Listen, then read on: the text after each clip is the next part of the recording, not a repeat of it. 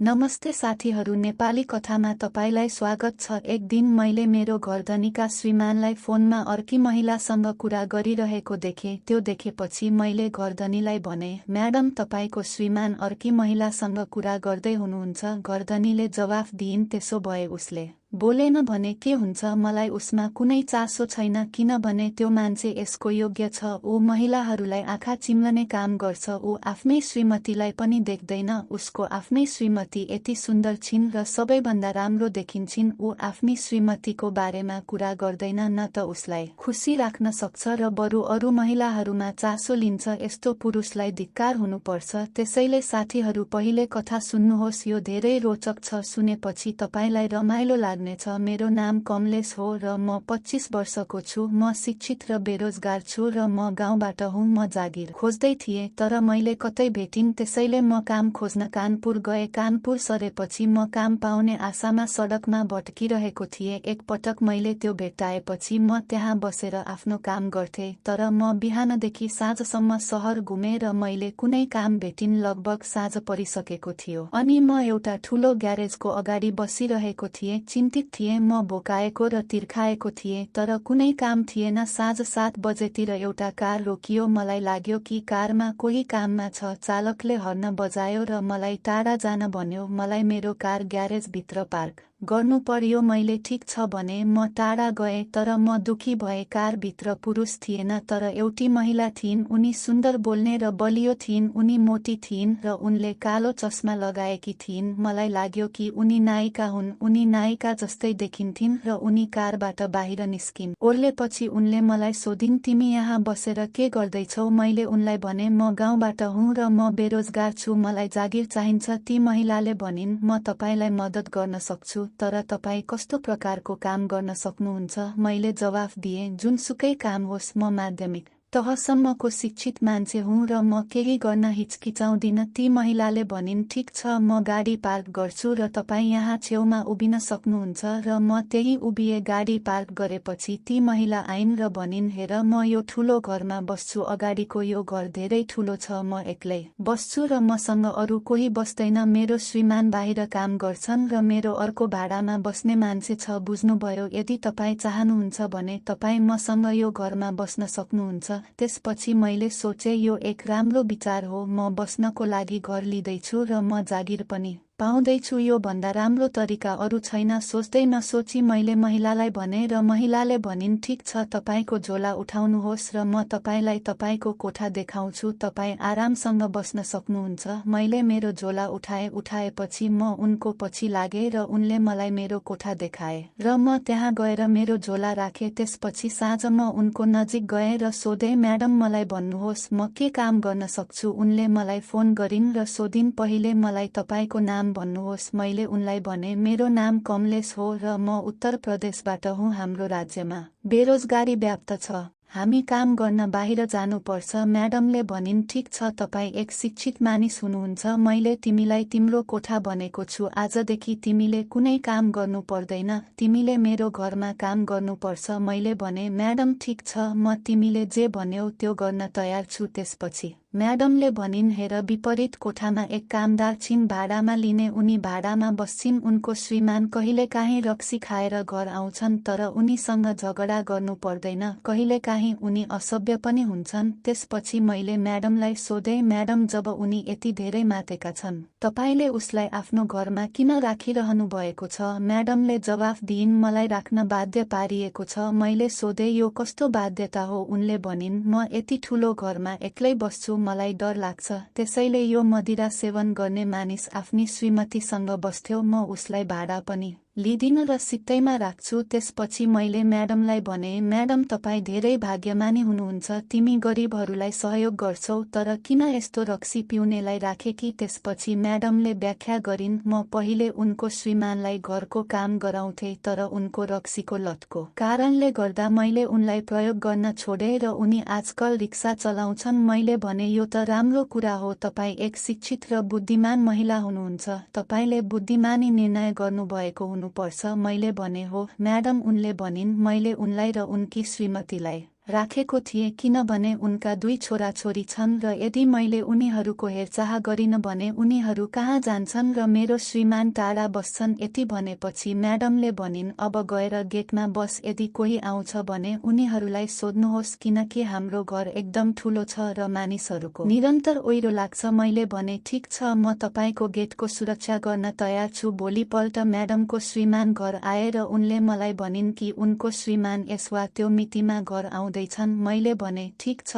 त्यसपछि मैले म्याडमलाई सोधेँ, म्याडम कृपया बजारबाट सबै कुरा ल्याइदिनुहोस्, बाबुजी आउँदै हुनुहुन्छ र उहाँ यहाँ कति दिन बस्नुहुन्छ। म्याडमले मलाई भनिन्, जब मेरो श्रीमान आउँछ उहाँ यहाँ लगभग 15 दिन बस्नुहुन्छ। त्यसपछि मैले म्याडमलाई भने, म्याडम कृपया मलाई पैसा दिनुहोस्, म बजारबाट सामान किन्छु। त्यसपछि मैले सामान ल्याएर छोपे र म्याडमको परिवारका सदस्यहरू भोलिपल्ट बिहान आए र मैले तिनीहरूलाई ल्याएँ र उनीहरूको खाना र पेय पदार्थको सबै व्यवस्था गरे। म्याडमले भन्नुभयो कि कुनै पनि नोकरले तपाईले जति ख्याल राख्दैन। मैले भने कि यो मेरो कर्तव्य हो। म्याडम तपाईले चिन्ता नगर्नुहोस्, म तपाईको सबै काम समयमै गर्नेछु र तपाईलाई गुनासो गर्ने कुनै मौका दिने छैन। म्याडम मसँग धेरै खुसी हुनुभएको थियो र मसँग सबै कुरा साझा गर्नुहुन्थ्यो। एक दिन म उनीसँग कुरा गर्दै थिएँ र उनलाई सोधेँ, म्याडम तपाईको कुनै बच्चा छैन? उनले जवाफ दिइन्, हो, मेरो कुनै बच्चा छैन र तपाईको श्रीमान पनि विदेशमा बस्नुहुन्छ, तपाईले कसरी व्यवस्थापन गर्नुहुन्छ? म्याडमले जवाफ दिइन्, ठिक छ, हामी फोनमा मात्र कुरा गर्छौं, पैसा संसारको सबैभन्दा गाह्रो चीज हो। मैले भने, पैसा महान छ,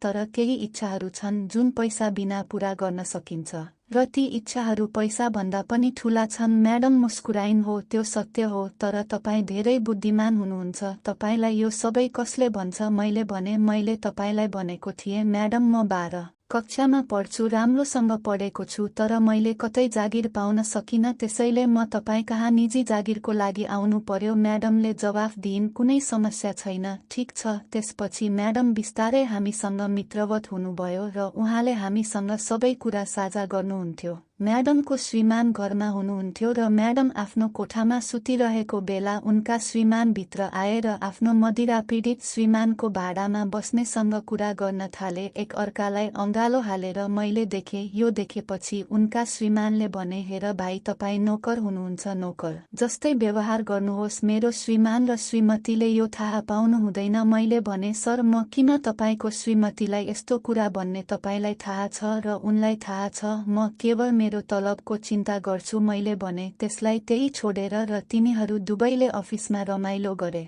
त्यसपछि 10-12 दिनपछि म्याडमको श्रीमान आफ्नो ड्युटीमा फर्किए र म्याडम पछाडि नै बसिन्। एक दिन म ड्रेसिङ टेबलमा चिया पिउँदै थिएँ किनकि म्याडमले मसँग ब्रेकफास्ट खान थाल्नु भएको थियो। त्यसपछि मैले मेरी म्याडमलाई भने, म्याडम, यदि तपाईलाई आपत्ति छैन भने म तपाईलाई केही भन्न सक्छु। त्यसपछि मालकिनले भनिन्, हो, मलाई भन्नुहोस्, के भयो आज, तपाईँ किन रिसाउनु भएको छ? मैले भने, म्याडम, तपाईँ धेरै सुन्दर हुनुहुन्छ, तपाईलाई कुनै कुराको कमी छैन, राम्रा मानिसहरूले तपाईलाई हेर्छन् र जसले तपाईलाई देख्छ उसले जे पनि गर्नेछ, तर तपाईको श्रीमानले तपाईमा किन चासो राख्दैनन्? म्याडमले भनिन्, मलाई स्पष्टसँग भन्नुहोस्, तपाईँ के भन्न चाहनुहुन्छ? त्यसपछि मैले भने, म्याडम, कस्तो लाजमर्दो कुरा, तपाईँ सानो नुहार, यदि मैले तपाईलाई केही भने के तपाईँ बाबुजीलाई भन्नुहुन्न? यदि बाबुजीले यो सुने भने उहाँले मलाई निकाल्न वा पिट्न पनि सक्नुहुन्छ। त्यसपछि म्याडमले भनिन्, मेरो घरधनीले मलाई भन्नुभयो, तिमीलाई लाग्छ कि म तिमीलाई यो गर्न सक्छु? म तिमीलाई मेरो परिवारको सदस्य मान्छु, म तिमीलाई मेरो देवरको ठाउँ दिन्छु, म कहिल्यै तिम्रो बाटो काट्दिन।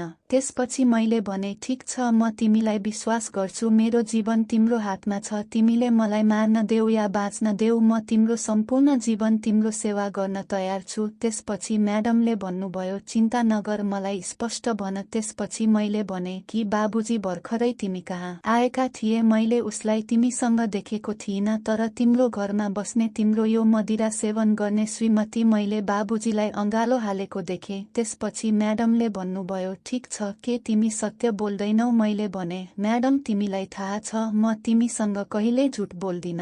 त्यसपछि म्याडमले भनिन्, हो तिमी सही छौ, तिमी कहिल्यै झुट बोल्दिनौ। त्यसपछि म्याडम अलि रिसाएर मेरो अगाडि भन्न थालिन्। उनले भनिन्, मलाई भन म भित्र के कमी छ। आज पनि मेरो हजारौं केटाहरू छन्। ऊ फ्लर्ट गरिरहेको छ र त्यो रिसाएको मान्छेले नोकर्नीमा रुचि राख्छ। यति भनिसकेपछि म टेबलबाट उठेर गए। थाहा थियो कि उनी रिसाउन सक्छिन्। त्यसपछि गर्दनीले भनिन्, ठिक छ, यदि तिमी त्यहाँ फ्लर्ट गर्दैछौ भने हामी अरू कतै फ्लर्ट गर्न सक्छौं। यो सुनेपछि म सोच्न थाले, मेरी मालकिन साँच्चै राम्री छिन्, म किन उनीसँग कुरा नगर्ने। मलाई गर्दनी साँच्चै मन पर्यो, किनभने जब उनी मेरो छेउबाट हिँड्थिन् उनी हल्लिन्। उनी हिँड्दै जाँदा उनको सम्पूर्ण शरीर थालमा पानी जस्तै चल्थ्यो र मलाई उनलाई हेर्न मन पर्थ्यो। एक दिन गर्दनी नुहाउन गइन्। भाडामा बस्ने मान्छे तल बस्थिन् र म गर्दनीसँग माथिल्लो तलामा बस्थे। गर्दनी नुहाउन भित्र गइन्, तर उनले आफ्नो लुगा पछाडि छोडिन्। तौलिया र अन्य चिजहरू बाहिर भित्र गएपछि उनले पुरा नुहाइन्। त्यसपछि उनी चिच्याउन थालिन् र भनिन्, कृपया मेरो तौलिया भित्र ल्याऊ र मेरो टेबलमा केही लुगाहरू छन्। मैले भने, साथी म कसरी जान सक्छु। मैले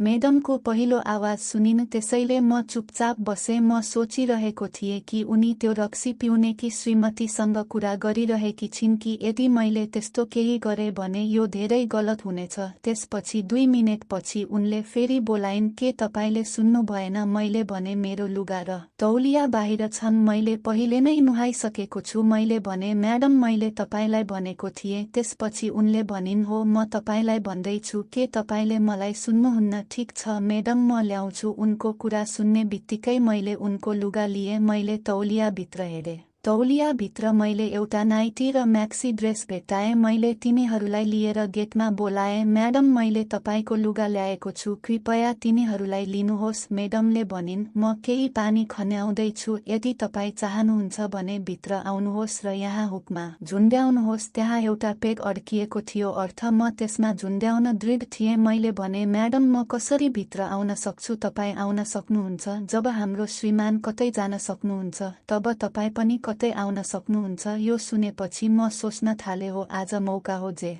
होस्, जब म तपाईको श्रीमतीको रूपमा तपाईको अगाडि बाहिर जान्थे, तपाईँ झुला लिएर हिँड्नुहुन्थ्यो, त्यसैले म सधैँ त्यो गोलो मोटो चिजमा नजर राख्थे र म भित्र गएँ। भित्र पसेपछि मैले देखेँ, मेरा आँखा आश्चर्यले फराकिलो भए। मैले भने, मलाई भन, एउटी महिला यति सुन्दर छिन् र उनको श्रीमान अरू कसैसँग फ्लर्ट गर्न व्यस्त छन्। यो घरको सबै कुरा जस्तै हो, तर बाहिर हेर्नु बाहिरको लागि हो। म्याडमले भनिन्, अब तपाईँ आउनु भएको छ, कृपया मलाई एउटा उपकार गर्नुहोस्। मेरो कम्मरमा धेरै फोहोर छ र मैले धेरै समयदेखि सफा गरेको छैन। मेरो कम्मर रगड्नुहोस् र यसले केही फोहोर सफा गर्नेछ। मेरो कम्मर राति चिलाउँछ। मैले म्याडमलाई सोधेँ, तपाईँ मलाई यो सबै किन गर्न लगाउँदै हुनुहुन्छ। म्याडमले भनिन्, तिमीलाई याद छ तिमी गेटमा बसिरहेका थियौ र तिमीले काम चाहिएको भनेका थियौ, जे पनि हत्या होइन। त्यसैले म तिमीलाई कसैको हत्या गर्न भनिरहेको छैन। मैले भनेको कुरा गर। सुनेपछि म बसेपछि मैले म्याडमको कम्मरमा साबुन लगाएर रगड्न थाले। मैले रगड्दा गर्दनीलाई राम्रो लाग्न थाल्यो र भन्यो, मलाई रमाइलो लागिरहेको छ। मैले भने, मलाई पनि धेरै राम्रो लागिरहेको छ म्याडम। मेरा हातहरूले तपाईको नरम कोमल शरीरलाई छोइरहेका छन् र तपाईको शरीर धेरै गुदगुदी भइरहेको छ र मलाई धेरै रुचि छ। म्याडम हाँसिन् र म्याडमले भनिन्, ठिक छ, मलाई रुचि छ। त्यसो भए आज राति मेरो कोठामा आउनुहोस् जब यो रक्सी पिउने र उसकी श्रीमती जान्छन्, किनकि तपाईको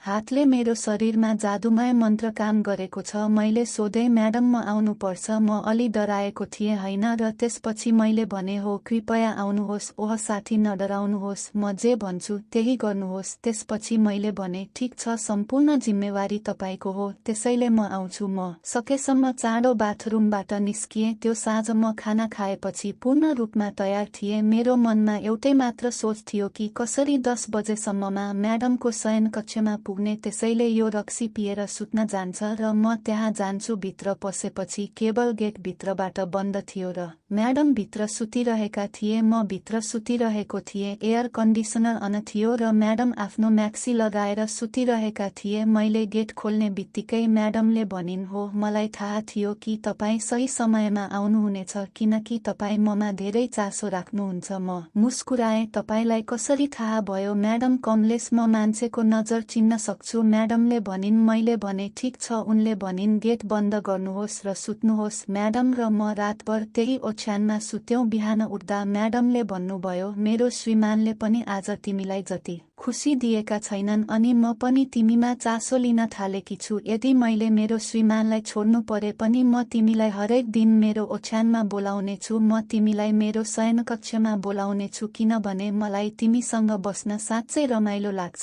त्यसोभए साथीहरू तपाईलाई भिडियो कस्तो लाग्यो कमेन्टमा भन्नुहोस्। यदि तपाईलाई मन पर्यो भने कृपया यसलाई लाइक गर्नुहोस् र च्यानललाई सब्स्क्राइब गर्नुहोस्। धन्यवाद।